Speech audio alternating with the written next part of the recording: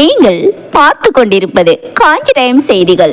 காஞ்சி time செய்திகள் வாசிப்பது Geetha. SRM பல்கலைக்கழகத்தில் வந்தே மாதரம் உலக சாதனை படைப்பதற்கான முயற்சி.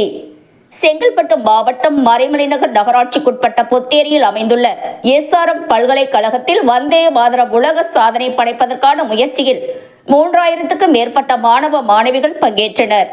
பாரத பிரதமரின் தொலைநோக்கு பார்வையினை பின்பற்றியும் எஸ்ஆர்எம் அறிவியல் மற்றும் தொழில்நுட்ப கல்வி நிறுவனத்தின் வேந்தர் TR பாரிவேந்தர் வழிகாட்டுதலின்படியும் நம் நாட்டின் தேசபக்தி பாடலான வந்தே மாதரம் இயற்றப்பட்டு 150 ஆண்டுகள் நிறைவடைந்திருப்பதை கொண்டாடும் விதமாக ஒரு வரலாற்று சிறப்புமிக்க உலக சாதனை முயற்சி நடைபெற்றிருக்கிறது.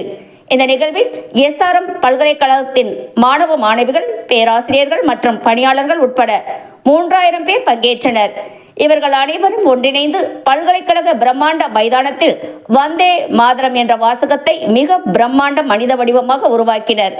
தேசிய ஒருமைப்பாடு மற்றும் தேசப்பற்றை பறைசாற்றும் வகையில் பங்கேற்பாளர்கள் அனைவரும் இந்திய தேசிய கொடியின் மூவண்ண நிறங்களில் ஆடையணிந்து இச்சாதனையை நிகழ்த்தியுள்ளனர். இந்த சாதனை முயற்சி உலக சாதனை அமைப்பால் அதிகாரப்பூர்வமாக அங்கீகரிக்கப்பட செய்வதற்கு திட்டமிடப்பட்டுள்ளது.